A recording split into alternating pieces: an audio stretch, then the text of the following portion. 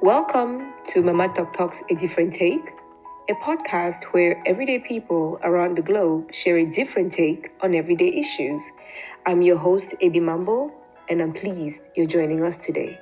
Welcome.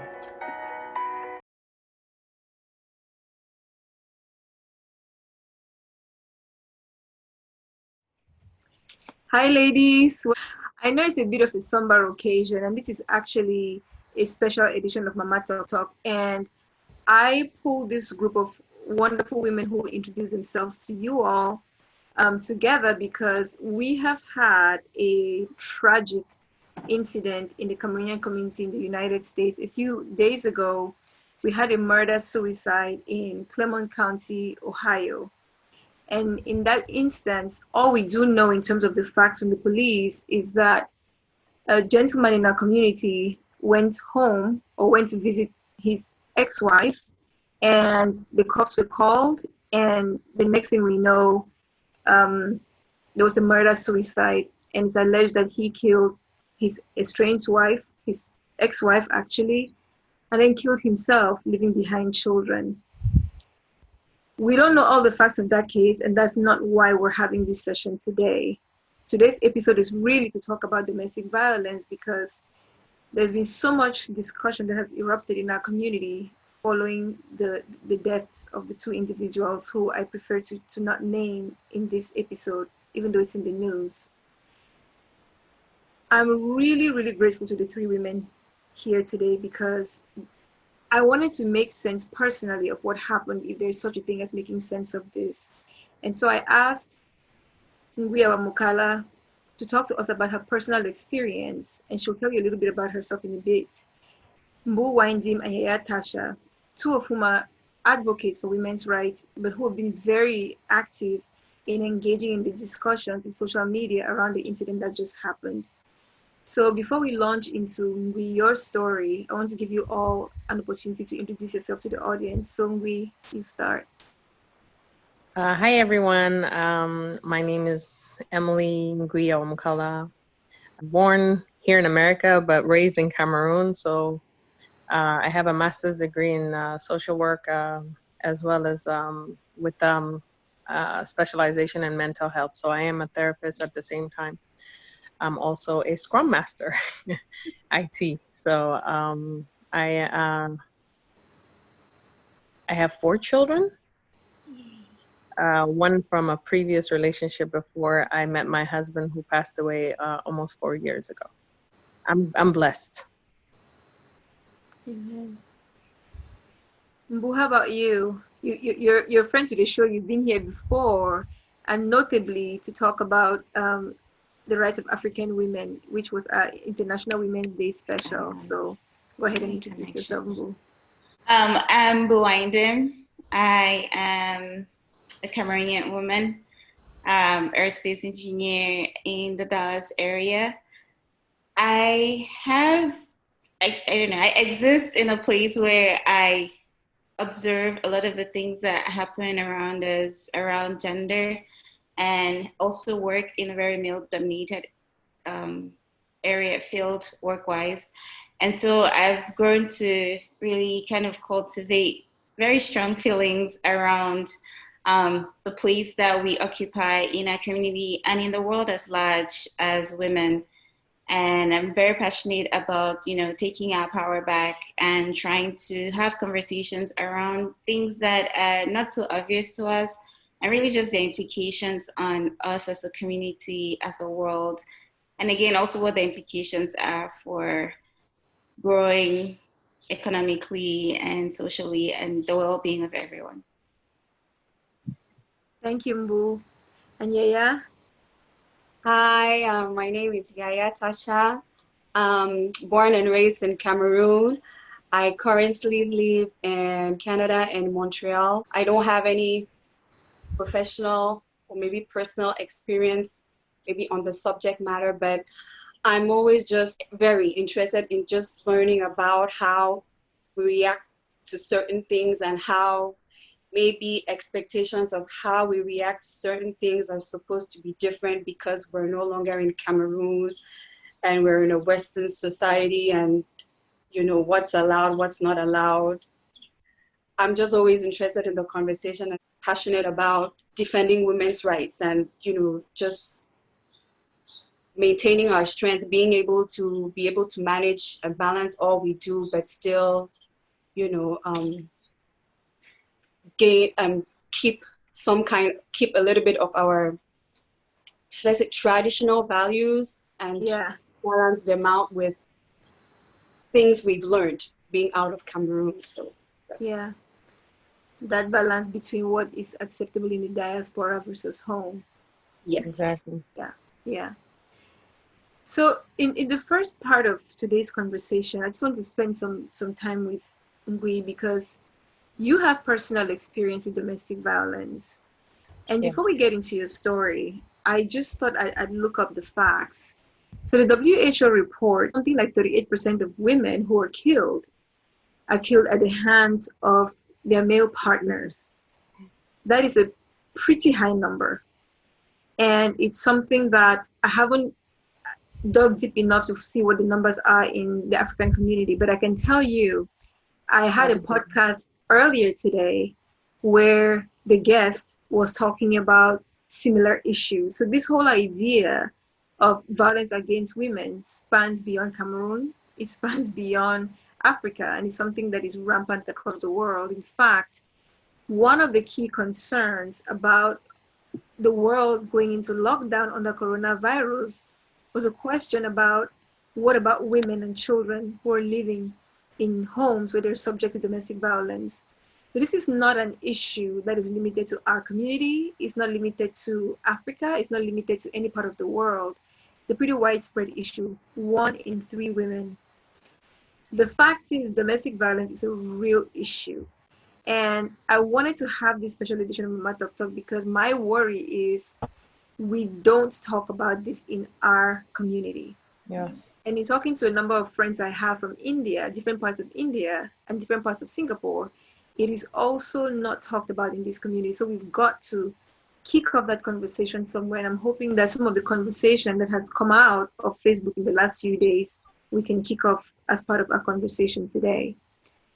So Ngui, I know that this is not going to be an easy conversation for you. And I thank you for sharing it because we have to put a face to what is easy to theorize as domestic violence. So just spending time with you, starting from anywhere you want to start, what has your personal experience been with domestic violence? Wow. First of all, when I first experienced, I grew up in a home where I never experienced domestic violence. Let me start off on that. My parents are both loving parents. I never even heard them argue a day in my life. And so to me, when it happened, it was confusing. You know, I was young. I was about 20 years old when it first happened. I was in a relationship with this man that I don't want to call names. There's no reason for names. But for some people who know me already would probably put one and one together and be able to piece who this person is or who these individual is. It was strange enough how it occurred.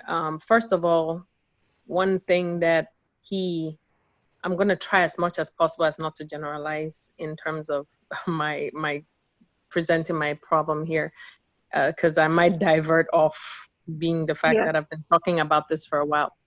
But with my situation, what I realized was I was smitten by love by this person. You can name anything in this world about this individual, he did it. If he was the sweetest, most caring, most loving, romantic person you could think of in the very beginning. I mean, he pampered me, gave me every attention that a woman loves and wants in a man, catered to my every need. And the one incident that led to the first time I ever got beaten was my my aunts that when I came to United States, I was living with my aunts, and a year prior to me meeting this person, she passed away. And of course, in our community, we always have the 1 year memorial anniversary of the death. And so that day was that 1 year. And we had planned initially to go together, but he was working. He used to work the evening shift, which was a 2 p.m. to 10 p.m. shift. And of course, there were certain things, he couldn't attend most of the activities. So of course, I decided to go. I dropped him off at work. I drove over there. But before I dropped him off, he was a bit evasive about attending the event. And I said, hey, this is to me, in our African culture, when you're living with your aunt, that's your mother. Yeah. And so to me, I said, look, this is my mom. My parents are in Cameroon. They're not here. And so that was my mom. I lived with her and she passed away. And this occasion is my occasion.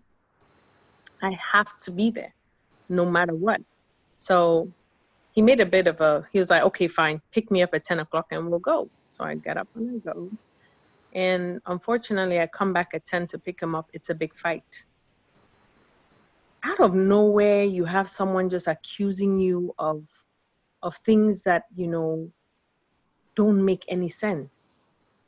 Did I ever think for 1 second that it will happen? No.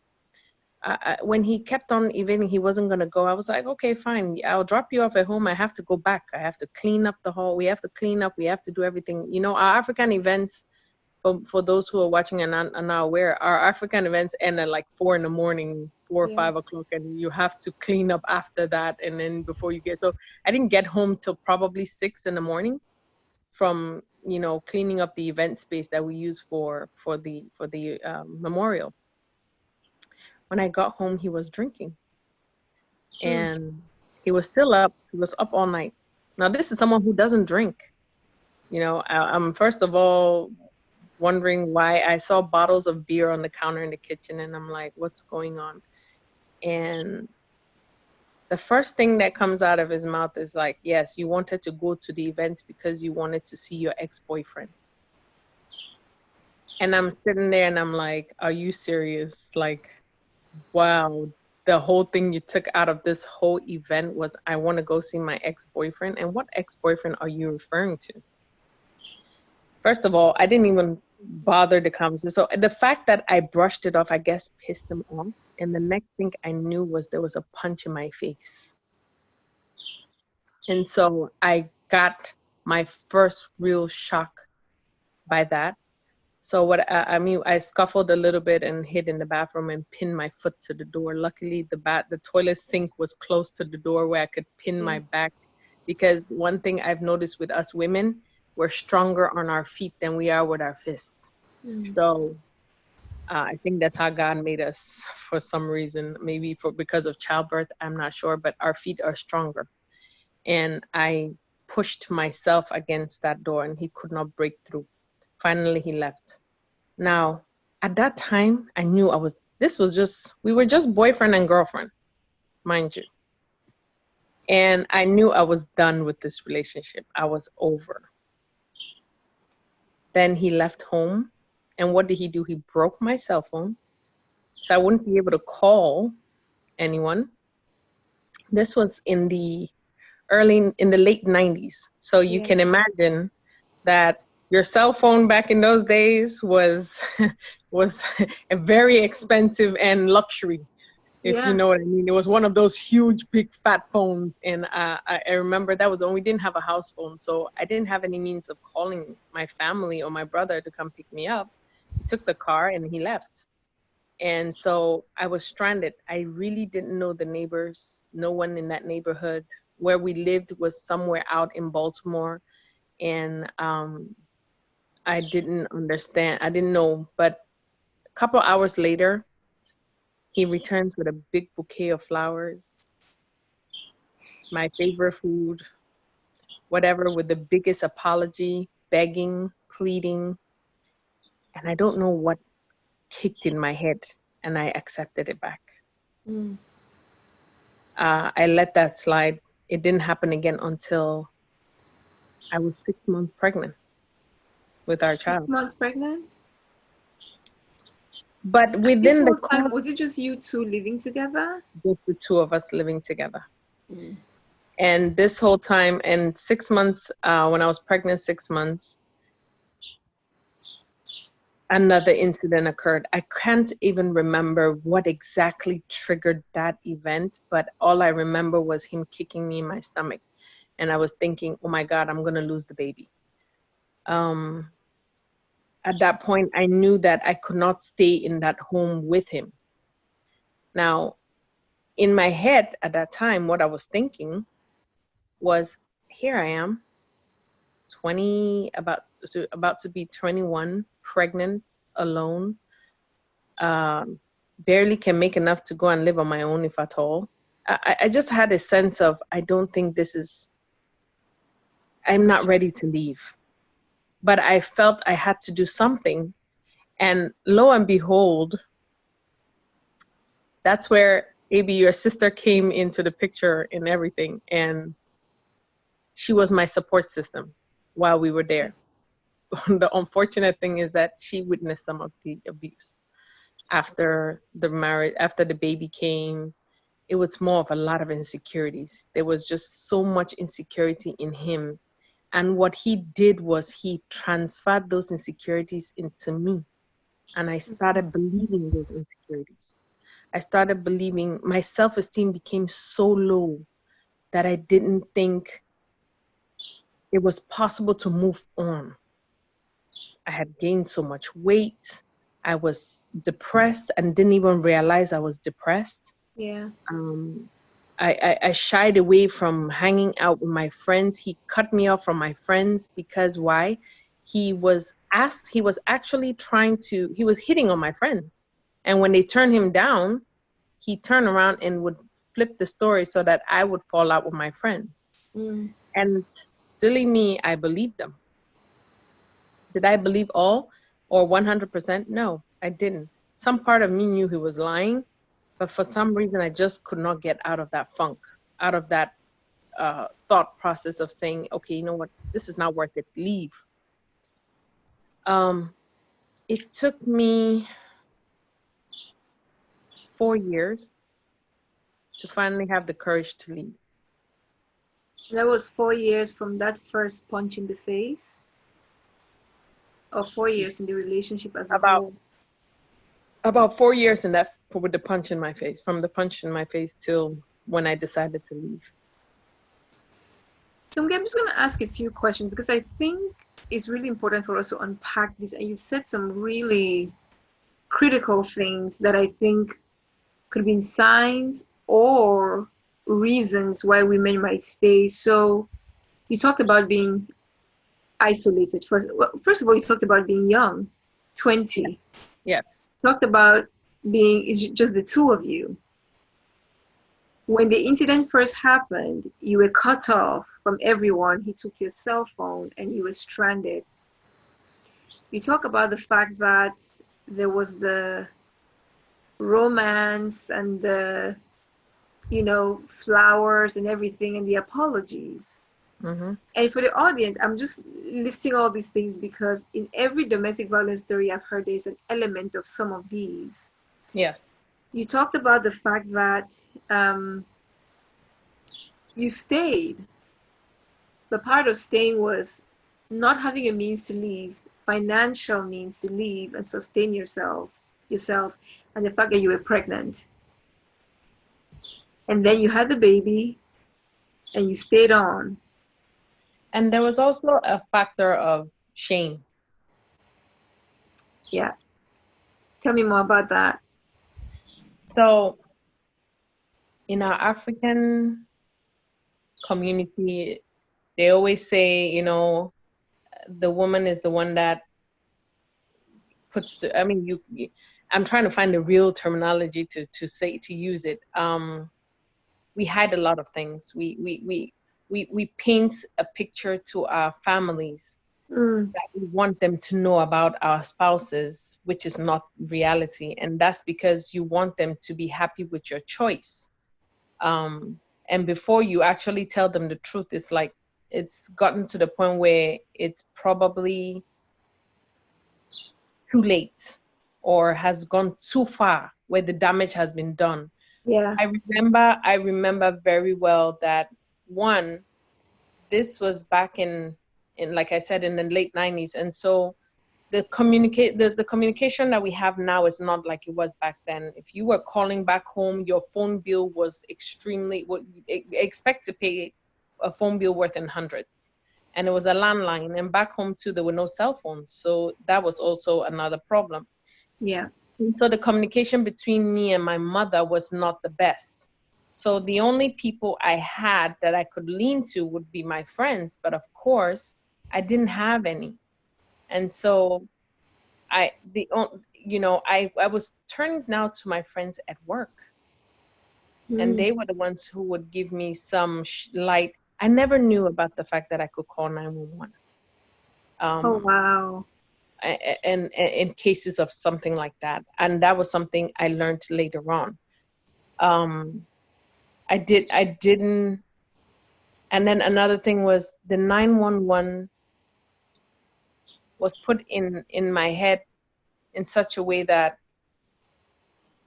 if you call, then you tarnish the other person's reputation and life and life and career and anything that they possibly, because that domestic violence label call, yeah, it follows you wherever you go. And so that was another issue. The aspect of shame was more like, oh my God, this is me. I moved in with someone. We're heading towards marriage. We've not even gotten married yet. And he's beating me, and I've already made the whole world know that he's perfect. How do I go and unperfect this person? Yeah. And then you start thinking, okay, now mind you that I'm also being told stuff that I'm starting to believe that if I, like one of the things he did say was, you're so ugly and so fat, nobody will ever want you. And you have a kid. And one thing in our community is once you have a child and you're going out of a relationship to go and look for another relationship, it's a taboo, that you're coming into a marriage, or you had a child out of wedlock, you're leaving and then you're going to go and marry another man with a child. Sometimes, it's challenging. And it was challenging in my next relationship because I had a child. Label, right, of secondhand goods. We call them secondhand goods. Yeah. Exactly. Yeah. So all of those things added up to my not leaving at the time. And the most important one was my self-esteem was very low. And because my self-esteem was low, I had all of these thoughts in my head that played a huge factor in me not wanting to leave. And I'll tell you the most interesting story about how I finally got that self-esteem back. From that point, I decided that never again will I let another man bring my self-esteem so low where I'm not able to do it anymore. I'm just curious, the baby, you said you left about 4 years into it, so the baby would have been about 3.5 at the time that you left. Was there ever any violence against the child, or was it all directed to you? No, there was never any violence against the child. It was always towards me. First of all, he was, when our son turned 1, I had decided at that point. So before I decided to take him, there was a break that I had once we had a domestic. And this is a part I did not mention, is after the child had come, we were fine. And then for 4 months into the baby being born, I started seeing a different him again. And 6 months, when he was 6 months old, he actually brought a cousin. Come to find out, cousin was his girlfriend, to beat me up in our home because I had had enough and I had kicked him out of the home. And when I kicked him out of the home, I took the car because That was our only means of communication. Transportation, one, because we had a child. And two, I had actually bought that with my sweat and hard-earned money. We had only one car. We did not have another car. He was making good money. He was a database administrator. Back in those days, making $80,000 was good money, because this economy was good at that time. It was not yet the way it is now. And our rent was what, $600. So it was pretty much good. We were good. But because I was reverted to going back to work, having to take care of paying rent, half of the rent, because I had actually made my brother move in to my house for protection. Wow. He did not find that funny. So now I had two people in our home who were there for me, and that was very uncomfortable for him. Your My younger brother and brother. the baby? Say that again. Your brother and the baby are the two people? No. My brother and Sylvie, and my best friend. Yes. Yeah. Yeah. And so with having my best friend, which he tried numerous times to, first of all, kick out the house, and numerous sexual advances to her too, that didn't work for him. And he realized that was one bond he could not break. And that was very, very troubling for him. So he always tried to come between the two of us.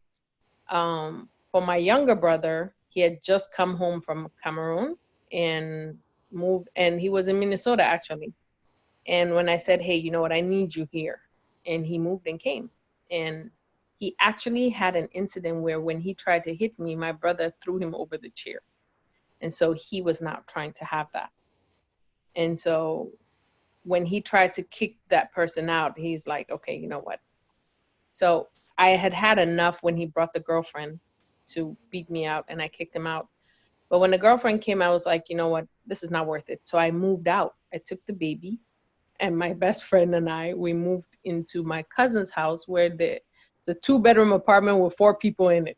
Now imagine 4 people with 3 more added on top of it. So there was 7 of us living in that apartment. And it was better than where I was. That's the truth.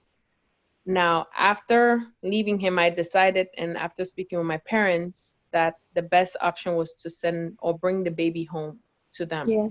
Mm-hmm. And so I took my son in December when he turned 1 and left him with my parents. But before I left the baby with them, he and I had reconciled. We tried to work it out. And the reason I went back was, I have a child with this person. I don't want to be married I don't want to be having children with different people around the world. And this is the person I want to say the father of my children. But then again, that was the wrong reason why I should be going back, right? So I did. We tried to mend things. But when I came back, I don't even think it was 3 years. I think it was more 2.5. That I ended things. But it will be 3 from the time that, yes, about 3 years from the time when I first got abused. But when I came back, the abuse now continued with just the 2 of us again. So the baby wasn't really. Yes, I did when I came back. But because we said we wanted a fresh start, we moved into a different apartment. So it wasn't the apartment where all of the drama occurred. Yeah. We moved, like we say back in these days, I was moving on up. So we went to a better place to prove to me that he had changed, and this is what you wanted. Again, the milking and the nice buttering me up to show me that, hey, this is what you've always wanted, right? Like, yeah. Okay, now then we were talking about a wedding, and he knew I'd always wanted the wedding, and so he was like, yes, let's do the wedding. And here I was looking for halls, and you needed to see. I think he was just telling me what I wanted to hear. Yeah. And I fell for it. What was the thing that finally made you say, No more. What was your Tina Turner moment in the back of that car? So I was not happy. That was on the truth. The beatings became more frequent. He was never home. I knew he was cheating. I never had the actual proof of him cheating, but I knew the only proof I could get was communications on his phone. Or every time I want to come into the house, he's on the phone and he wouldn't realize I'm there. I hear him talking. So he had immigration issues, and I had filed for him to get a green card. And I remember him the only time that he was his best was when he needed something. And so I had started gradually realizing those things.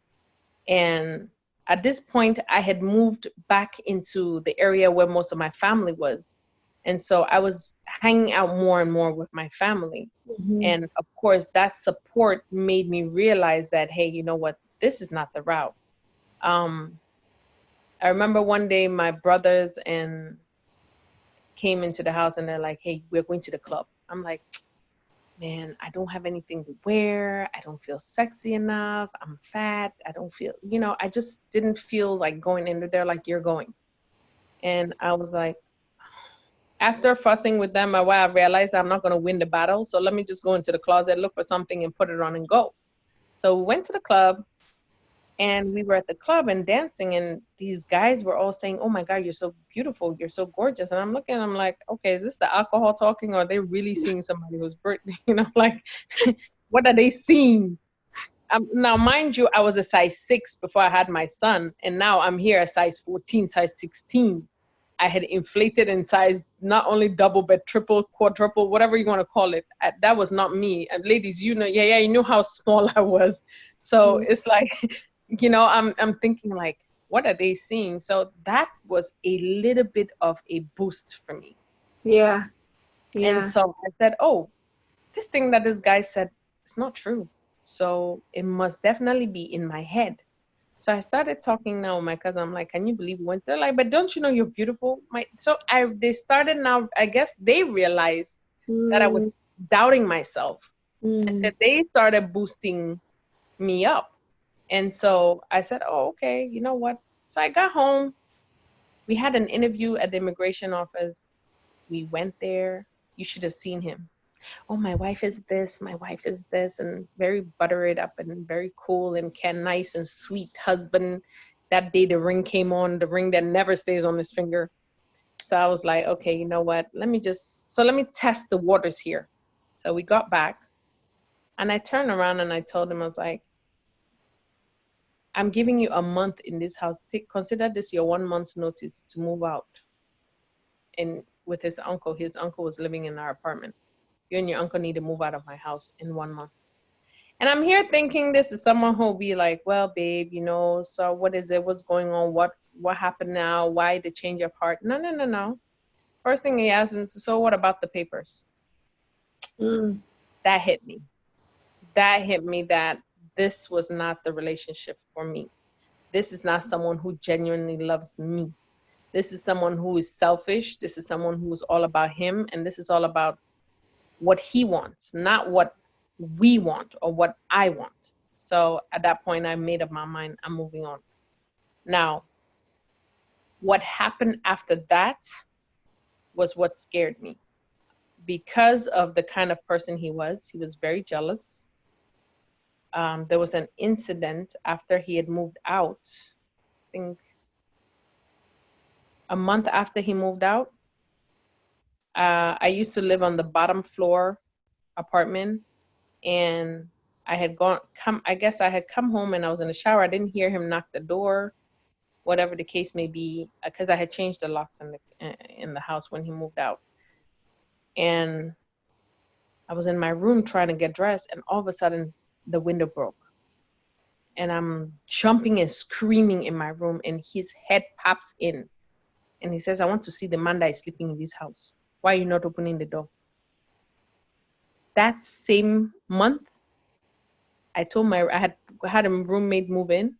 I told my roommate, please, you stay, I'm leaving. And I moved out of town because this was someone who had taken my head and hit it on the windowsill. And I knew that if I continue staying around somebody like that, my life will be in danger. One day they'll come and find me on the floor dead. Wow. That's a lot. I mean, the fact that I'm just thinking back to your introduction, right? And all the things you've told us that you do and that you are, and thinking about this story. And the only thing I can say is, first of all, bravo.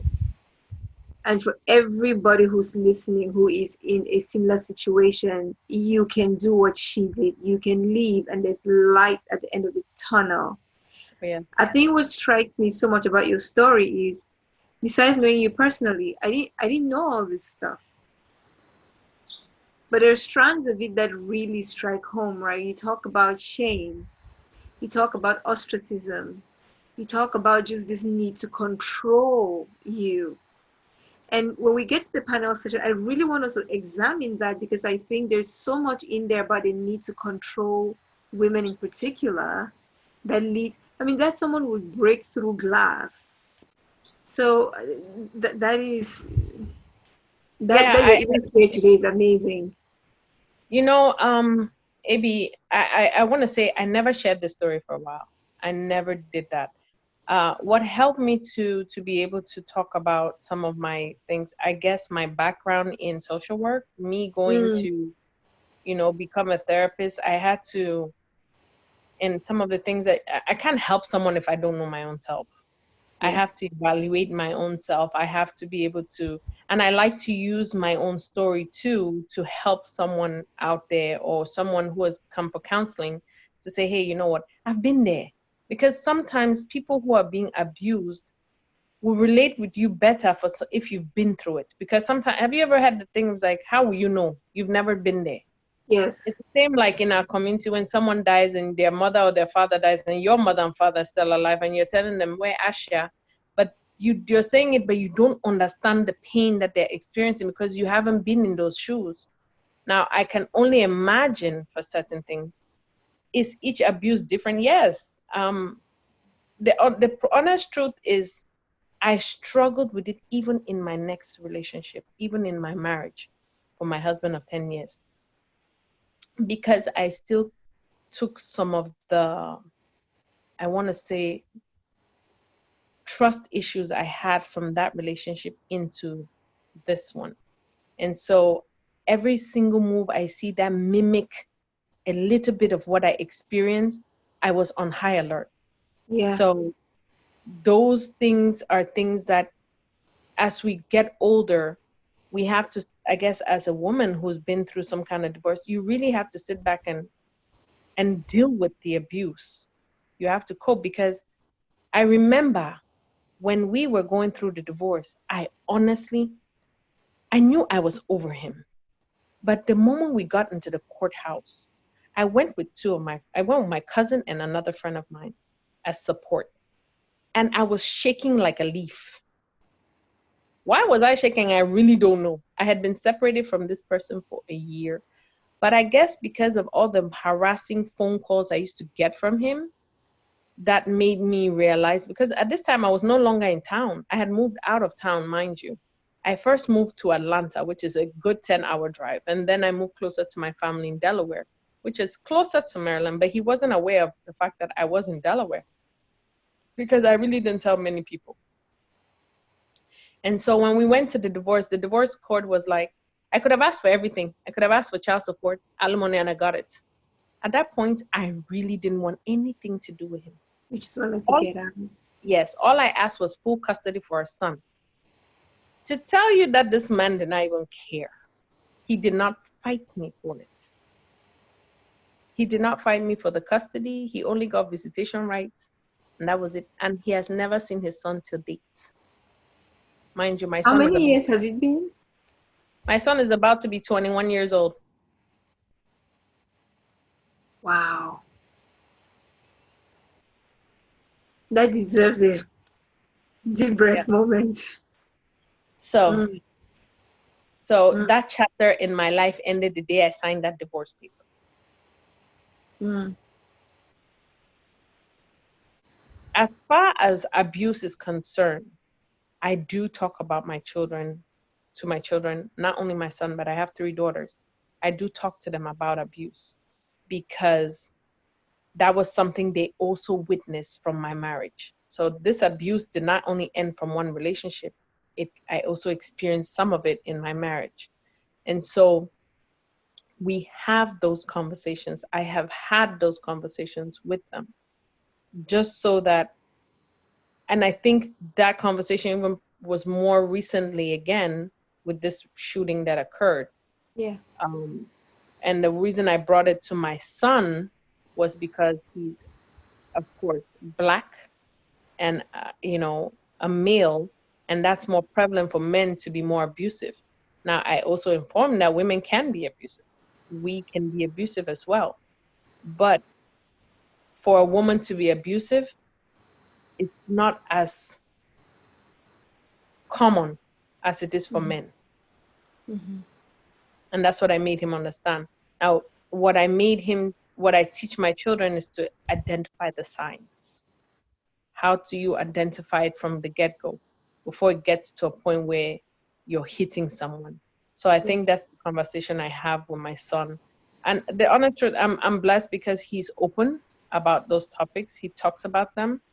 And there's one thing my son had told me once, recently, was that, Mom, you're so much happier now. You don't yell and shout at me anymore. And that was because I was taking out my hurt and my anger on my child and not even realizing it. Mm. You talk about signs. That's such an important part of this conversation. And Yaya and Bo, I'll also invite you here to share any thoughts and experiences or anything you've heard. But in terms of signs, what are some telltale signs that you are about to be in an abusive relationship or that you are in an abusive relationship? The first one is insecurity. When a man is insecure, they do not hide it. They would speak it in so many volumes, it's so clear. They are probably excessively jealous over things that really shouldn't call for jealousy. Um, they are they're sweet talkers. Another sign, the most important sign to me is when someone keeps speaking negative of your friends and trying to keep them away from you. I'm not talking about casual friends. I'm talking about your lifelong best friends that you don't call friends anymore. You call them more like sisters. Sisters. When you start seeing them trying to have you disconnect from those people in your life, or always having an issue when either you're hanging out, talking to them, doing stuff with them, don't want to hang out with them, that's a sign to me. Because if they detach you from what is valuable to you, what's important to you, then that means they've won, they've overcome. Because if you don't have that support system, you will not be able to challenge them. To me, that is this first sign, is the insecurity. One, because when you're with your partner should compliment you, should support you, should encourage you, should help you grow, not pull you down when you're trying to move forward in life.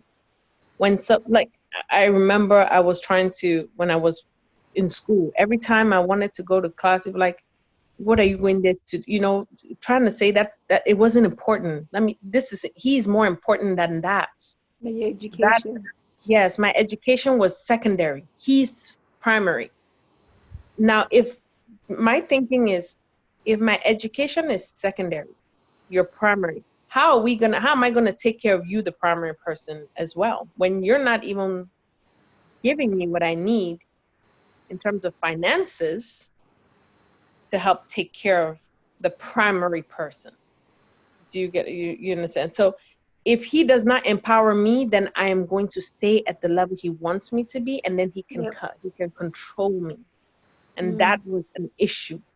That to me is a sign that anybody who wants you to be in our African culture, unfortunately, not many men do well with success for a woman. There is some complex in them, that when a woman overachieves more than them, sometimes it's an issue. Mm-hmm. So I had that situation where he wants to be in control. He wants to be the one to determine what I wear, where I go, what I'm coming, when what I do, what I don't do. That for me is an issue. So if you tell us, I'm gonna play back the way I'm hearing it. Control is a big one. Mm-hmm. Insecurity, which manifests itself in different ways, i.e., just their own insecurities being Yes. put back on you. Yes. Tracking your movements is something I heard you mention along the way.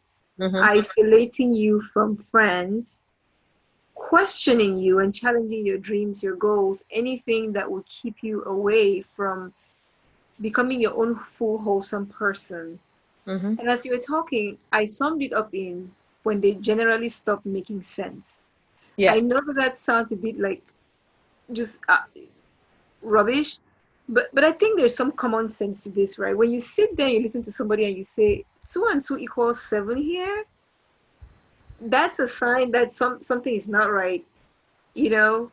So I think from a very practical perspective, sometimes we're looking for really big flags, and some of the things you just said are things that if we're paying attention, we can catch. Now, one last thing I want to ask, and then bring in Yaya and Boo. What I want to go a little bit deeper into shame, because this brings the community in, and then it gets us into what just happened in Ohio a few days ago. When you left, when you finally left, what were the things you heard in the community?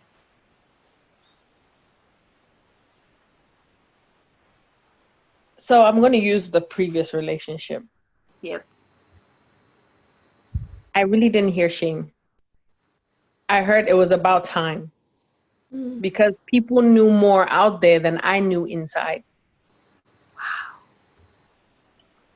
See, the truth of the matter is, most of the time, we, the women in the abusive relationship, don't see, don't hear. The people out there see more than what we're seeing inside. Now, are they experiencing the abuse that we probably are? No. They saw the cheating person. They saw the disrespectful person, because Mm. this person I was talking about was very hot-headed. His temper was everywhere, on the football field or soccer field, as they call it here. It was very, it was very, he showcased himself, as you want to put it that way. And someone who flares up over anything to people. And then, not only he has attacked me in public, in front of his friends, accusing me of dating and sleeping with his friends. And so some of them were like, really, you don't know when you have a good woman. And so when it happened, some of them were, okay, finally, it's about time. Now, as far as the shame aspect, it probably came more from when I was starting to get into other relationships, Mm. with other people. It took me a while before I started. I was dating, but I wasn't committing to. If I realized that it was getting, I had some insecurities that I had to deal with myself. So, Ngui, thank you so much for sharing your story. Going back to the events of the last week, Mbu and Yaya, I was following a lot of the conversation on Facebook, and both your reaction to some of the conversation going on Facebook. But let me start with you. Can you just give me a flavor of what you saw and why you've been engaging and reacting to it in the way that you have? I think there've been two general reactions that I've had to it, or two reasons that I've reacted in the way that I have. The first one has been just the kind of victim blaming that I saw going around. I saw comments like, she deserved what happened to her, or this is just the beginning of what's going to come, or African women are so greedy, and these are the consequences of when you're greedy, or she's responsible for both her death and his death. I saw all kinds of things, and I knew that we had problems in the community around this, but I've been really surprised at just how callous some of the reactions have been. And then the second thing that struck me really is how unfair people think that things like child support are. And I've been struggling with that and having a lot of conversations in my own circles after that, because I think fundamentally there's this feeling that that the man is getting cheated um, if he He's has to take basically care of. care of his Yeah, children. yeah, which just blows my mind, right? I get the comparison from what the alternative is, which is he just walks away, but I think that's the beginning of some of the bitterness, and then it just takes it on. Now, granted, there are cases for domestic violence without any cause, or, there are a lot of times when you just cannot explain it. If someone is controlling and is going to hit you, there doesn't always have to be a reason for it. But it's been very interesting to see, and aggravating, to see people's reactions to what happened. Yeah, what are some of the specific comments you've seen that have really kind of set you off? I think I feel exactly the way Boo does, like almost like word for word, because I was just minding my own business. I don't really get to go on Twitter a lot. So this day I was like, oh, let me check Twitter. So I checked what was trending, and I came across Oluwatoyin Salao. And I'm like, sounds like a Nigerian name. I wonder what's up. And I read it, and it's this girl, Black Lives Matter activist. She was sexually abused, and then she went missing, and then they found her dead. And I was just reading a bit more of her story, and it just like put me in such a down space. I was like, okay, you know what? Let me just get out of here. And then another notification came up, and it's like Cameroon family in Ohio. The husband kills the wife and then kills himself. So I go there and I see the video, and there's they're taking the corpses out, and I think it's a neighbor who's videoing, and I'm thinking that's so sad. And I go into the comments. Yes, all these African women who want to show us that they are now in the Western world. Yes, what was she thinking? How dare she have a lover and bring him over in her matrimonial home? Yes, serves her right. She thought just because she became a nurse and she had power and everything. And I'm like, so because like when I saw one comment, I was like, okay, they're going to be haters. A second comment, okay. Third, okay. Fourth, and it just went on and on and on. And I'm like, what's happening? And then I noticed in one of my forums, it was getting really heated. There were a lot of messages. So I knew something was going on. And I was like, I wonder if it's, in line with this. So I go in there, and well enough, it's in line with that. And I don't know if like the forum was essentially people who were forwarding messages from others who were engaged in big time victim blaming. I mean, people wrote long paragraphs on yes. I didn't see one single comment of just like sympathy. And I was shaking. I was like really mad. So I went to Facebook also to just check what people were saying, and it was the same thing.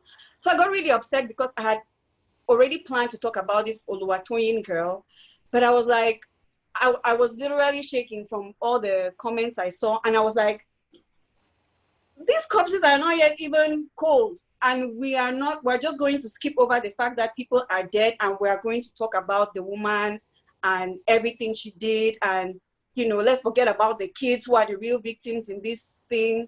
Let's just concentrate on the woman and bash on her and everything. And it just took me off. So that was like, I was like, Boo, I knew that we had that problem in our communities of, like just men dealing with the kind of power that women have when they come out to the West. but I did not know it was this bad. It was a shocker to me. Yeah, I think, well, I'm not sure if it was you or somebody else who sent me some comments. It's interesting. And there's one of them that just sticks in my head because it started off something along the lines of, these women think they have power, blah, blah, blah, blah, blah.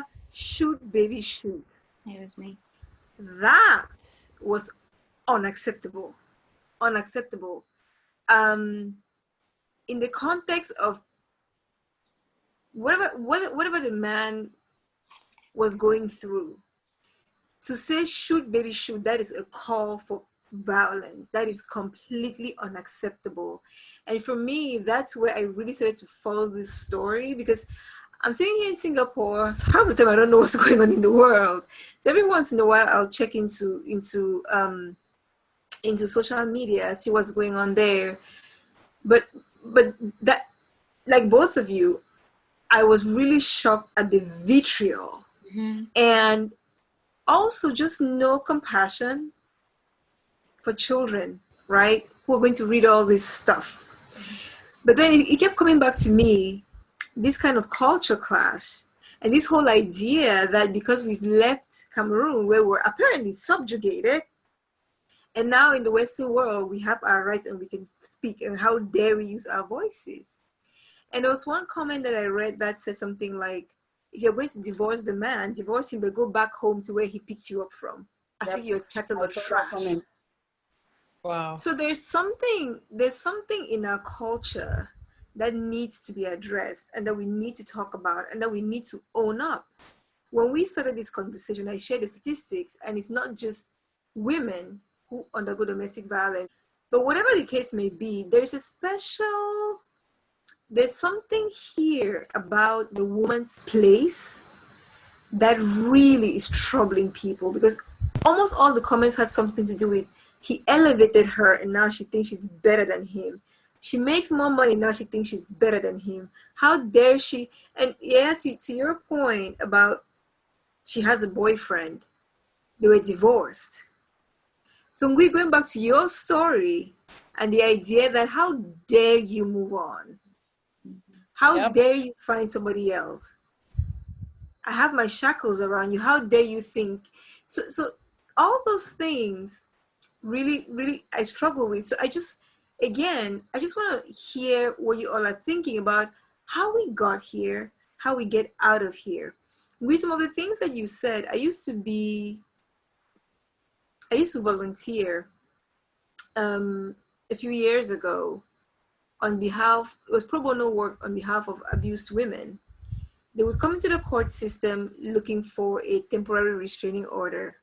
So my job was to collect their stories, go to court and petition for them to get a restraining order. And something like 90% of the time, they would go back to the abusers. And it was deeply, deeply frustrating for me, because at that point, I hadn't quite understood some of the infrastructure that had been taken away from them. So looking to you three, there are a lot of people who are asking the question, why did they go back if it was so bad? So we're starting with you.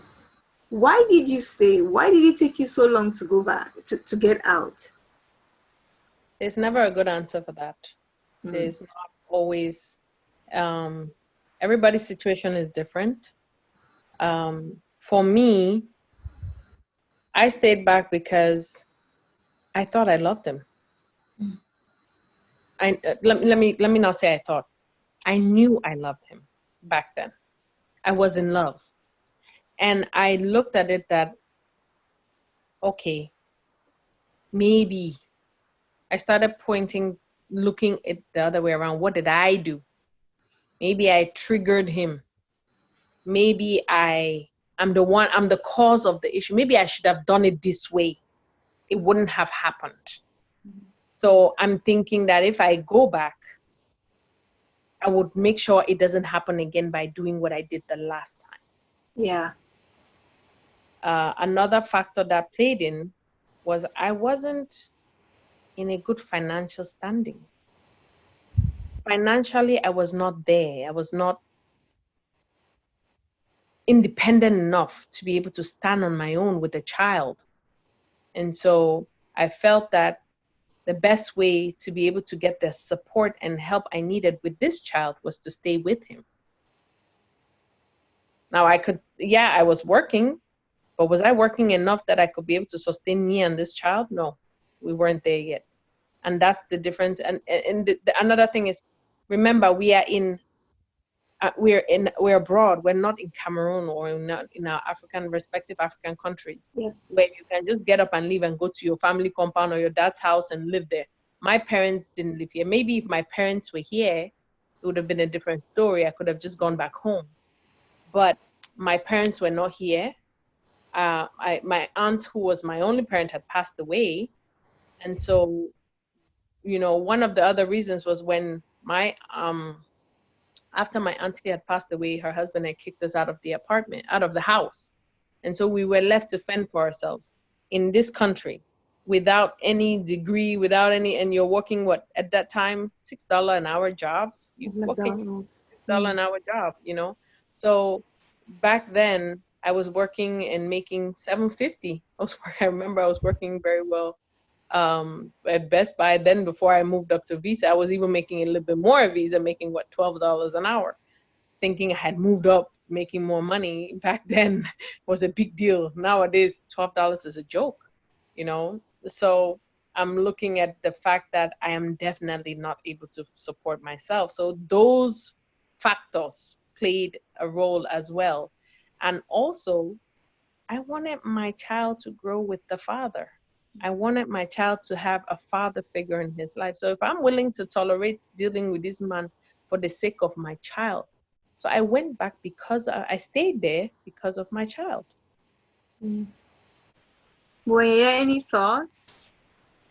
Sorry, I was going to ask Emilia, I've pretty much summarized, some of the signs you saw, like later on in the relationship that, told you, okay, no, this isn't right. But was there anything you saw from the beginning?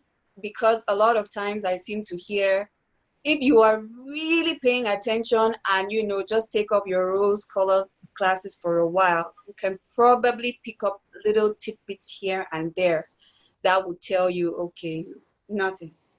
My dear sisters, if you want to read those comments on Facebook, they will only irritate you even further. Facebook, social media in general. The honest truth is, the people who keep speaking are people who are either the abusers themselves, or they've never been in those shoes to understand, or they are bitter because they've been a part of that system that has crushed them. Yeah. So in most of the cases, let me speak now in terms of when you are in a relationship, and I'm sure all of you ladies know what I'm talking about. When you start off, they call it the honeymoon phase for a reason. Yeah. Everything is sweet and perfect. Before you click, you go further on a first date with someone. You've had a conversation with that person. You've spoken with that person. You have some commonalities that attracted you to that person. And most of the time, for an abuser, for an insecure, and I've seen this in most traits for insecure men, are the most sweet-tongued men you can ever imagine in this earth. They know what to say. It's like they went to school and studied some psychology on women to come and say, you know what? We women, we love to be flattered. We love to hear, oh my God, you're so gorgeous. You look so beautiful. That dress is looking the bomb on you. Something like that. They start getting you with small little things like that. They boost you up. They put you on this pedestal. You feel like the world evolves around just the two of you.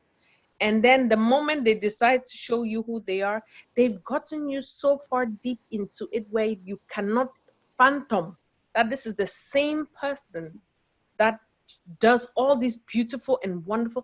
And when I'm talking about, if those of you who ever read love romance novels back in the days, Mills and Boone.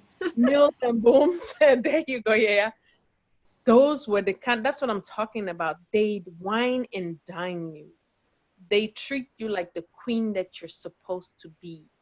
And then you sit there and like, wow, is this what really love looks like?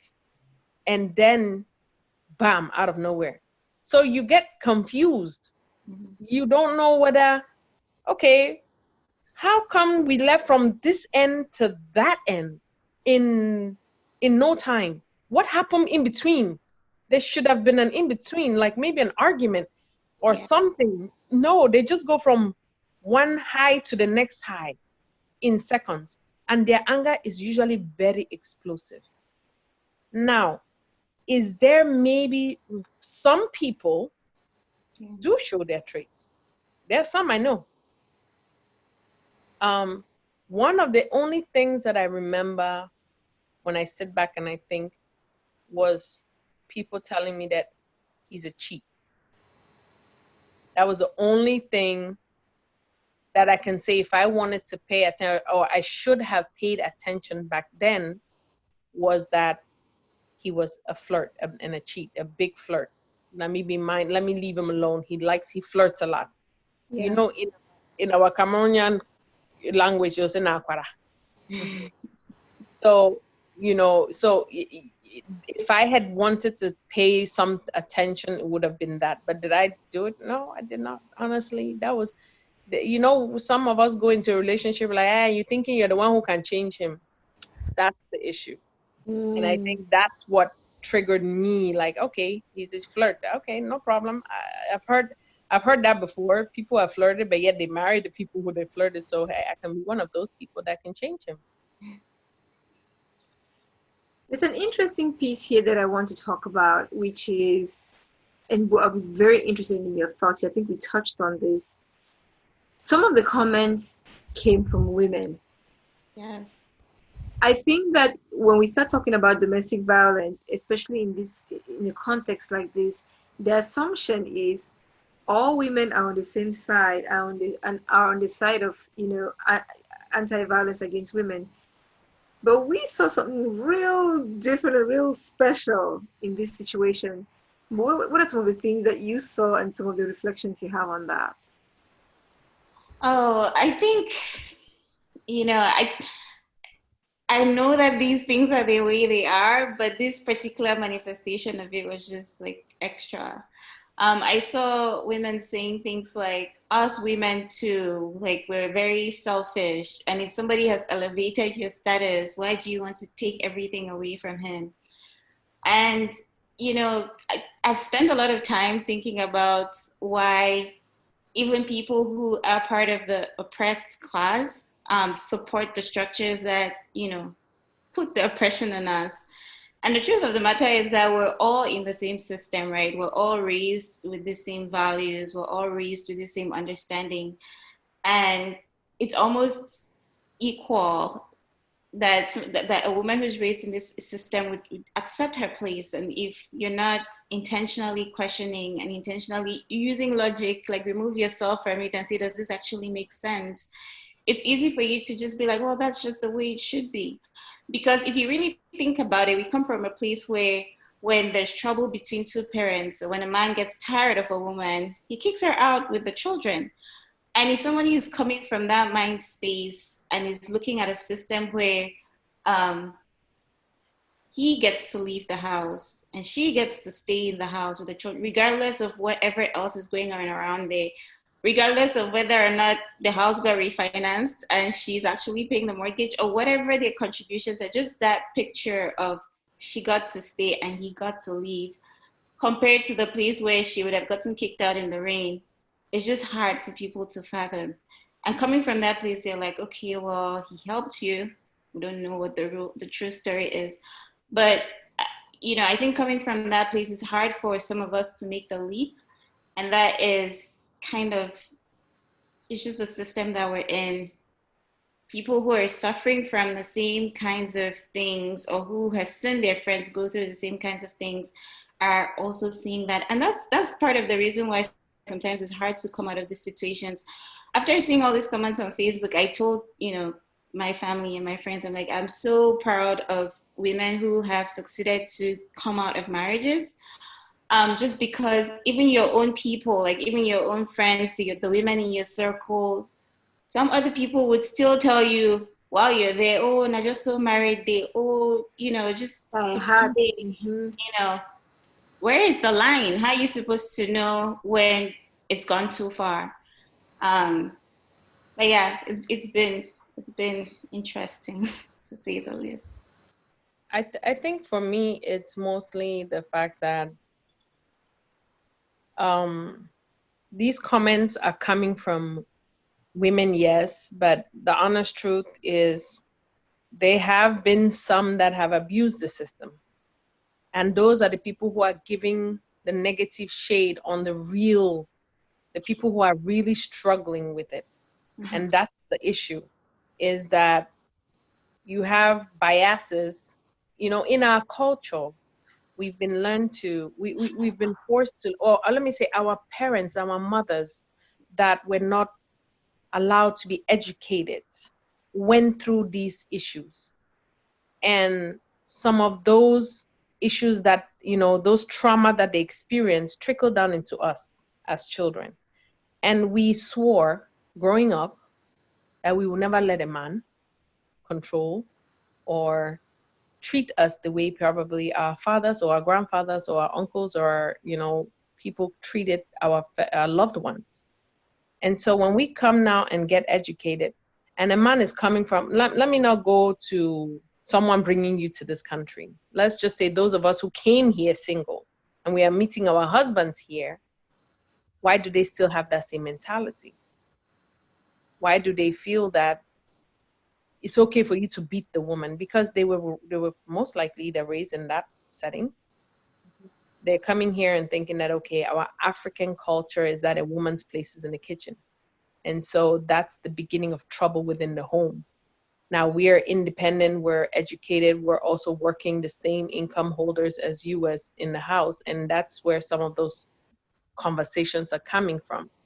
My issue now on this is that how do we help those women who are in that house right now experiencing some form of abuse and afraid that if they get out, they would face the same or if not similar consequences in terms of how can we educate our community? The truth is you will have those biases coming from the women because sometimes we go out there, we are financially independent. Yeah, people are saying you're financially independent. Why do you want to take everything from the home? Like I say, you don't know what happened between the two of them in that marriage. So who are you to judge? Am I saying that what she's doing or what she did is right? I'm not saying it's right. I'm not saying it's wrong because I was not in there. You were not in that relationship. What transpired between the two of them. I heard the video about the Nigerian guy who called 911 after he shot his own wife. And he was very bitter about everything that he said, what the woman did to him. Now, some of us, one thing with us women is that when we get out of a marriage, we are bitter. We are hurt. And so the only way we know how to hurt a man is to take away what is the most valuable or most important to them. The question is that worth it? If I decided to leave that man when I was not financially stable, I would definitely be in court filing for child support because I know I would need the support to take care of that child. I was fortunate enough that I had my parents to help me and I was able to go and leave them, but still, they need support. I'm not the only one who laid in bed. So the problem is that child support in this country for African communities, it seems to come across as being wicked or being meant for the woman. No, it is meant for the child. Now, do some of us women take that money and throw it in their faces as if we are abusing them? Yeah, and so what? If they take it to go and buy a car, is the car not used to carry the child inside? That's my point. But the thing is that when you keep going back and forth to court about child support because you keep wanting more and more money, when you yourself is financial, those are the struggles. I think that's what's going on social media. Yeah. My thing is that when you come out of an abusive relationship, like I got some information about a little bit of details from the Cincinnati guy, was that was an abusive relationship prior, because this guy vented on Facebook a year prior to the killing. That payback. So to me, those were signs that we should pay attention. If you're going through a divorce, be mindful. be careful about those cues that these men send out there. So where does that leave women, especially women who are in dire financial straits? Because what I'm hearing on the one hand is you either stay there until you can get on your feet, or you leave and you're destitute. And we need to be able to, I'm hoping on this, by the time we wrap up this call, we can leave women and men, whoever is in a difficult domestic situation, some ideas about what to do. The first thing I'll say is, one of the things in our community is we have a hard time, or we're unwilling to access resources that are available to us. Yeah. In our communities, there are a lot of domestic violence centers which don't charge you anything to access them.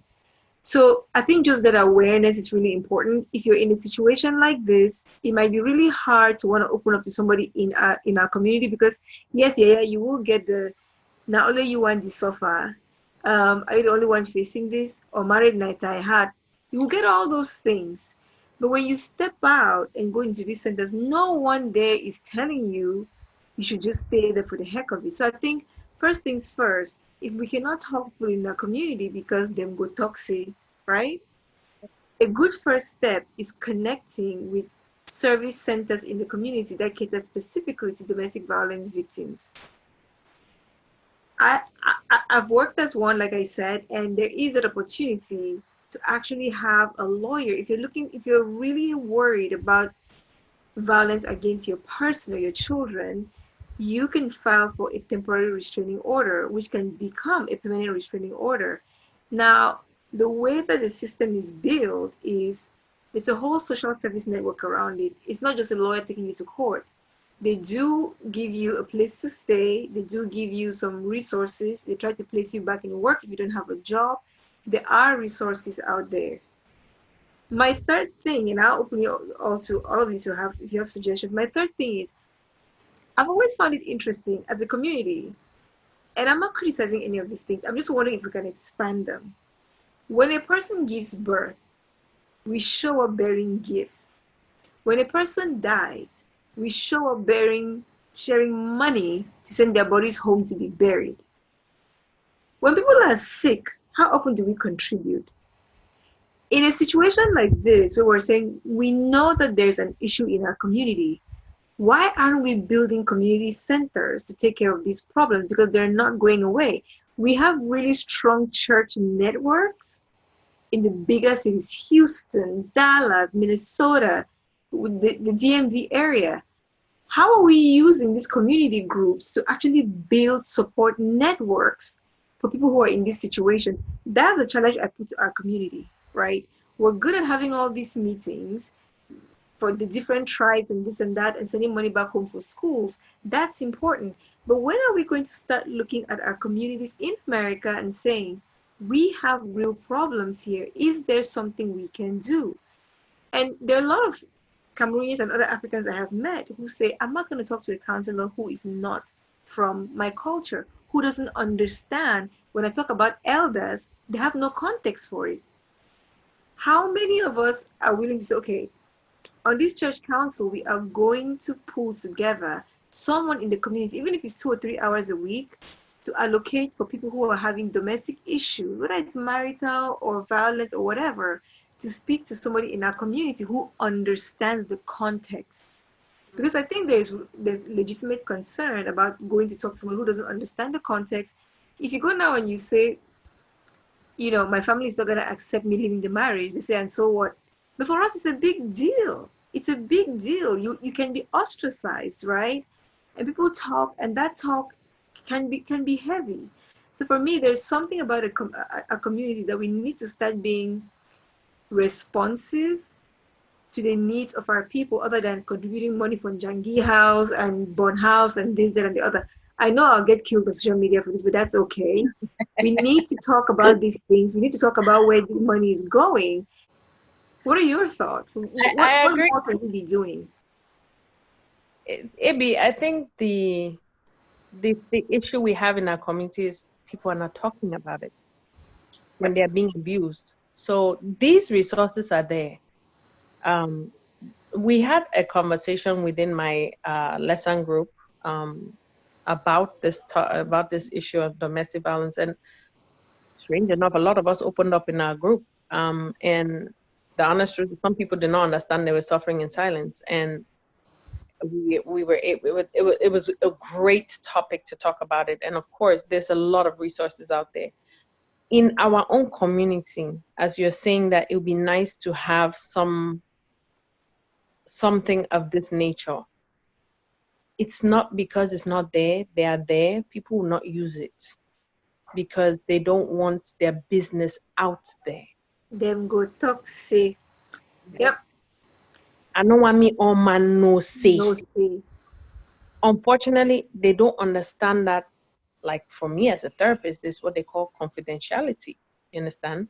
So you can talk to me and say, I'm talking to you now professionally and confident. I need confidentiality. This is what I'm going through.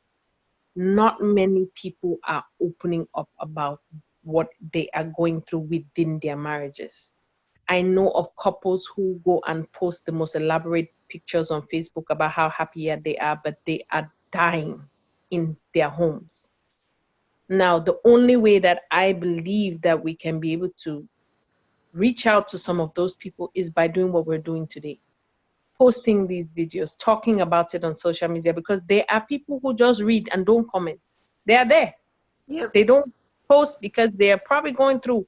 But when they watch some of these, motivational speaking videos and videos on topics as this, they gain sight, they gain momentum, and they start building up the energy they need to be able to talk. Now, as far as the support systems are, for those of us here, it's always abusive hotlines, yes. Sometimes it works in our favor. So Ibi, if you give some of that as your lawyer aspect in terms of how else they can help, that would be very helpful, because sometimes, honestly, depending on what state you are in, it can be for or against you sometimes when it comes to these abusive relationships. I've had people who have put restraining orders in place, and it gets kicked off after a week or two when they've put the temporary restraining order. Or they come to court and the man says something, or before he's going to court, he's sweet talked his way again as usual, and the thing is dropped. So the question is, how do you start with someone who is just wanting to get started? Because sometimes that first step will either make it or break it. Yeah. So I guess that in terms of our community, I agree that there should be something maybe for our domestic. The question is, who is willing to come together and do that? And you make such a cogent point, Ngui, because even before I talked to you, the people that I know who go into this, and I said, would you come share your story? Just in the context of, okay, what's going on? Because we know if we theorize it, people don't come. When they hear a story, they gravitate, right? And so I think you're absolutely right. We need to tell our stories, but we also have to have a community that's receptive, right? Because if you come out and you talk and people slap you down, the next person is not going to do it again. Or it's not going to do it again. Exactly. Yeah. So I continue to say, we can't just tell people to speak up. We have to encourage the community to listen. Whether you agree or disagree, we at least have to come to a point where we listen. And then if it's not your cup of tea, you walk away quietly. We've got to do some of that. So I know we're right about time. I do want to give add one quick thing. Yes, sorry, I just want everybody a last opportunity to say something. Just in terms of I think what we can all do as individuals is to be that non-judgmental person that somebody who is suffering can come and talk to. Like, in the absence of the communities you've described, which is actually a fantastic idea, this incident, if anything, has shown us that many people don't think the way we do, and that, even including some of our women folk. So I think a good place to start is, and as you said, I didn't even think about that, like maybe by posting out these things, and all people who read and who don't talk can identify people who can be sympathetic to their situation if they're in that situation. So I think identify yourself as somebody within your circles who somebody can come and talk to in a non-judgmental fashion. Like, even if you don't necessarily, because as from what Grace said, and from the little I've learned, like until somebody who is in that situation is really ready to move on, there's not that much you can do.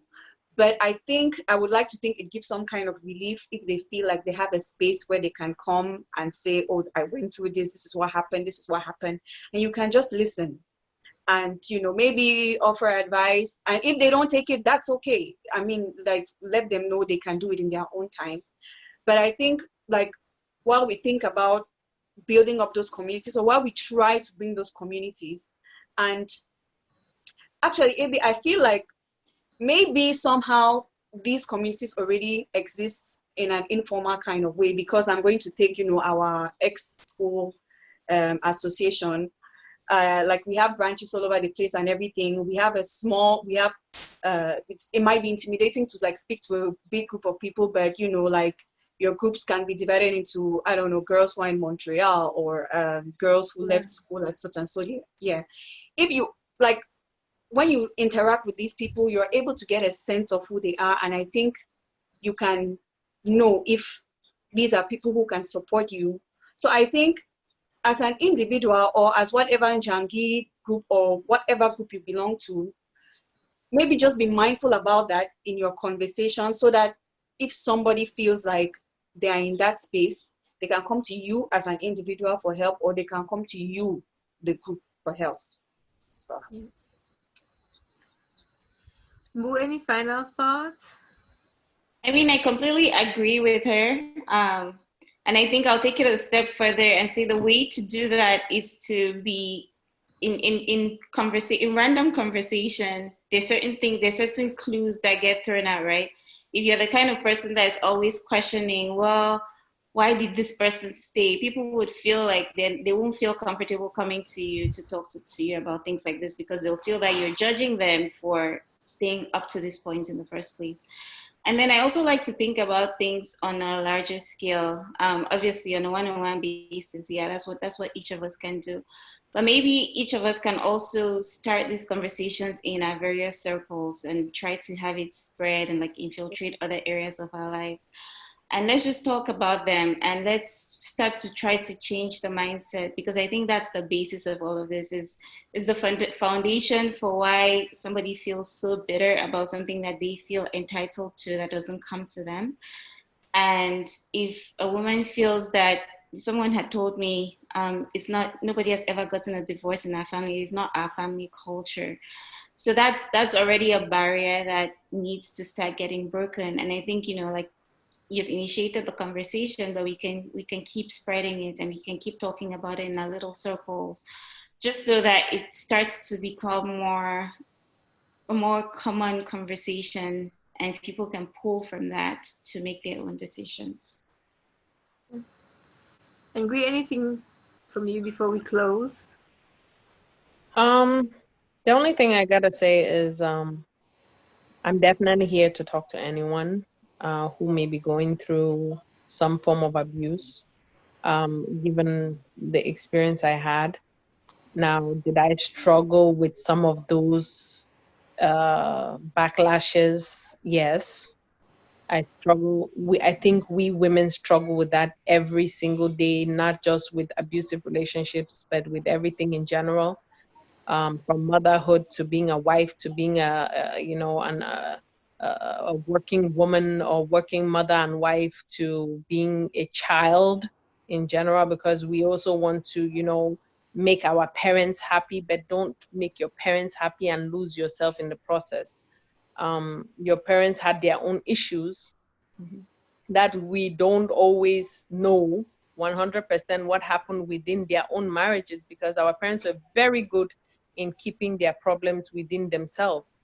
And so don't sit there and say, oh, my mother and my father were married for 50 years and you two have to stay in it. No, because the honest truth is, mom tolerated a lot, but we had our African culture, those meetings, houses that they went to was their escapes. And they also had other things. And so when you are coming up in a society like here, America or any country abroad, out of Africa, is very stressful. Stress alone can kill you. And add that stress with abuse is a very toxic combination. So even if the abuse does not kill you, something else will kill. Hypertension, diabetes, something, depression.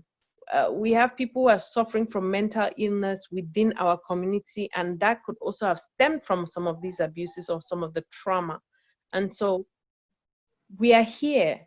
Talk to somebody, talk to anybody. You'll be surprised. Even the person you think you cannot talk to, maybe they want to point you in the right direction. Some of those comments that we are seeing on social media, ladies, I applaud you guys for going and retaliating back and talking back. That is a good step, because guess what? Yeah, as you saw those other comments, the people who are going through something saw your own comments. I can guarantee you that. And so that also helps. So I guess I came on this platform today, AB, was because this really, and I told you yesterday, I actually made a video about something like this on someone else's platform too. And that was because I felt like, okay, I needed to share my story, maybe to help, to be able to help. If I can help one person even from not going through or suffering in silence or trying to get out, there's hope. There is definite hope at the end of every tunnel. It may be challenging at first, but you can pull through. If you have pulled through in a domestic violent relationship, you can pull through anything in life. Yes. That's my understanding, because that is the most difficult thing in life that you can ever go through. Being beaten, being verbally abused, being financially abused, being emotionally abused, being psychologically abused is the most difficult form of abuse. Of any trauma in this out there. So if you can sustain that and deal with that for a year, 2 years, 10 years, 15 years, and you find yourself having enough and you need to get out, trust me, everything is possible. If you can survive that, you can survive being on your own. That's my own 2 cents I gotta say. Ladies, thank you so much. I really, really appreciate it. I wanted us to have this conversation to get things going. And to all our viewers, I know there's going to be a lot of reaction. They're going to feel how they feel. Let's be respectful. Post your comment in the bottom. But I ask you to please think of the men and the women who are in these situations and comment with respect and with helpful things and tips that can get them out of the situation. So thank you, ladies, and I hope that I can meet all of you again on MamaTokTok and out of here under more positive circumstances. Thank you. Thank you. Thank you, ladies. Bye-bye. Bye. I hope you enjoyed today's episode. Please share your thoughts in the comments below or email us at ab@mamatoktok.com. Continue the conversation in your homes and communities, and when you join us next week, invite a friend or many. For more diverse perspectives on everyday issues from everyday people around the globe, subscribe to our podcast at mamatoktok.com/a different take. And join our online family by following us on Twitter and Instagram. Until we meet again, I'm your host, AB Mambo. Sigashina, stay well.